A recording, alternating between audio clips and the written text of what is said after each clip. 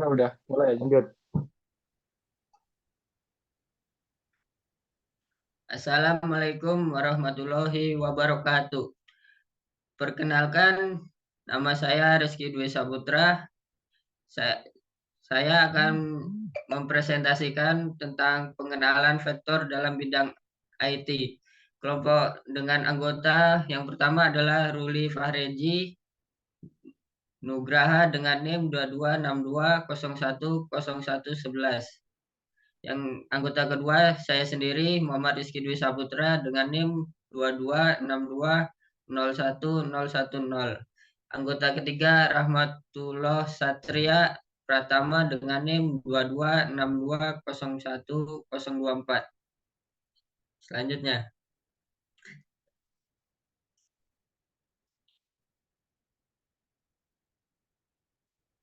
next Ruth. Pengenalan vektor. Pada bagian yang dilingkari dapat menjelaskan dengan detail apa itu vektor Euclidean atau vektor geometrik atau vektor Faisal berikut penjelasannya.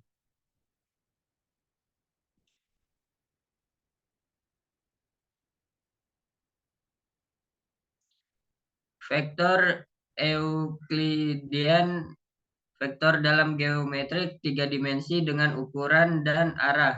Ini adalah dasar dalam geometri tiga dimensi.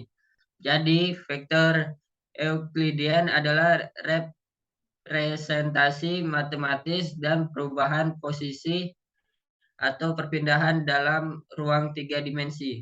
Vektor ini digunakan untuk mengukur jarak dan arah antara titik-titik dalam ruang.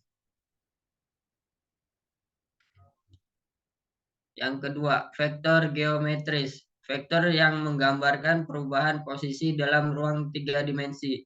Ini digunakan untuk menggambarkan perpindahan objek. Dengan kata lain, vektor geometris membantu kita memahami bagaimana posisi suatu objek berubah dalam hubungannya dengan titik awalnya. Yang ketiga, vektor spasial. Vektor dalam ruang tiga dimensi dengan ukuran dan arah digunakan untuk menggambarkan perpindahan dalam dunia nyata. Seperti ketika kita memikirkan pergerakan benda-benda di sekitar kita. Vektor spasial memiliki besaran magnitude dan arah dan dapat menggambarkan perubahan posisi benda dari satu titik ke titik lain dalam tiga dimensi.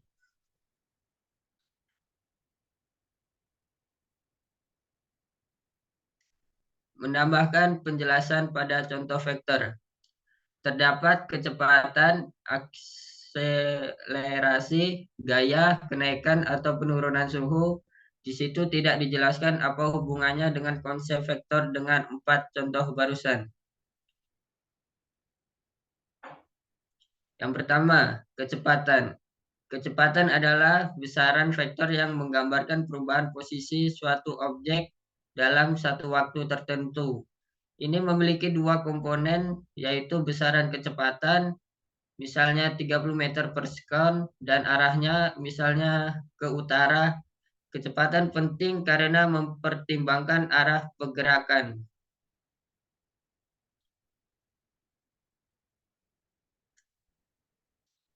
Akselerasi. Akselerasi juga adalah besaran vektor.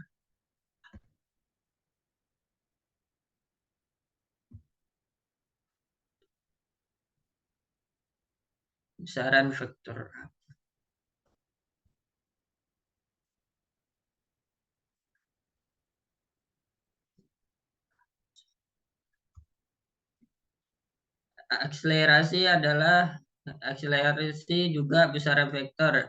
Ini menggambarkan perubahan kecepatan suatu objek dalam satu waktu tertentu.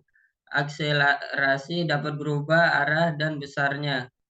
Misalnya ketika Anda mengemudi mobil dan menginjak rem, Anda mengalami akselerasi negatif yang mengubah kecepatan dan arahnya.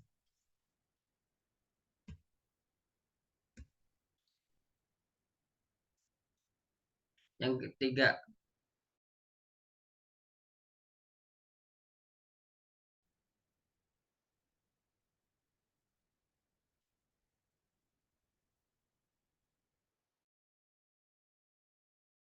tiga,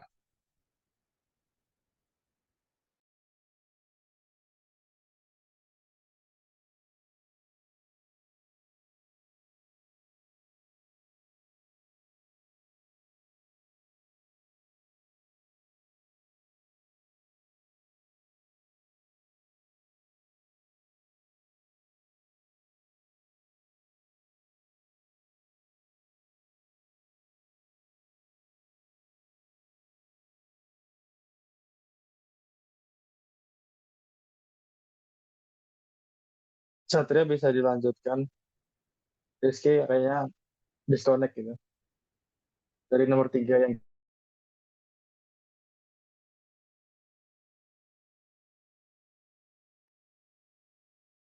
Baik, saya lanjut. Yang ketiga, yaitu adalah gaya. Gaya adalah besaran vektor yang menjelaskan interaksi antara benda-benda. Gaya memiliki besar dan arah, dan itu mempengaruhi gerakan atau deformasi suatu objek. Misalnya, gravitasi adalah gaya menarik objek ke arah pusat bumi. Lanjut.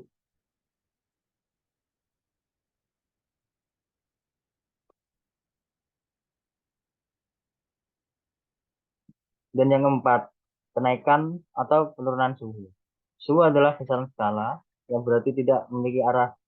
Namun, perubahan suatu bisa dianggap sebagai besaran vektor ketika kita mempertimbangkan perubahan suhu dalam konteks spasial.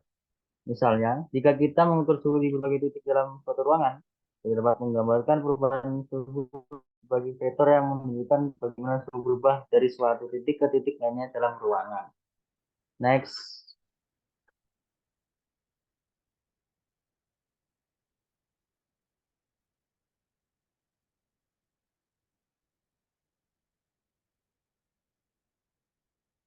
Berikut ada penjelasan tambahan mengenai vektor 0. Pada vektor di atas, tidak begitu terperinci penjelasannya. Vektor 0 adalah vektor khusus yang memiliki besaran 0. Ini berarti vektor tersebut tidak memiliki arah atau panjang apapun.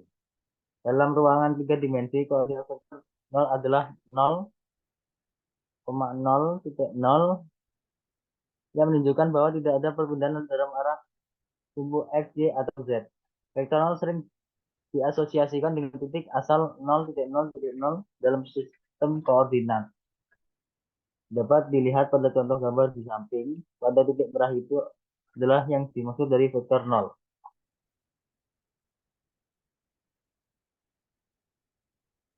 Nah, seperti ini gambarnya. Lanjut.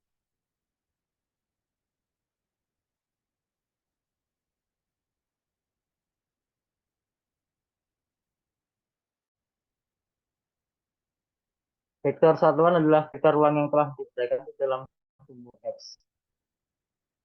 Yang misalnya satu satuan. Dikatakan vektor satuan karena besar vektor sama dengan I, sama dengan D, sama dengan K, sama dengan 1. Vektor satuan yang digunakan untuk menjelaskan arah suatu vektor di dalam koordinat, baik itu koordinat 2 dimensi maupun 3 dimensi. Lanjut.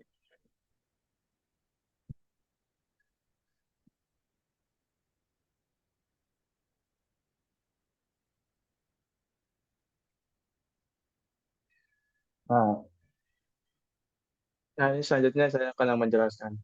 Pada soal contoh ketiga tentang produk vektor produk silang. Masalah satu, pada contoh soal 03, di situ produk vektor atau produk silang tidak dijelaskan bagaimana yang dikalikan silang. Nah, berikut adalah proses mengerjakan ulang pada soal contoh nomor 3.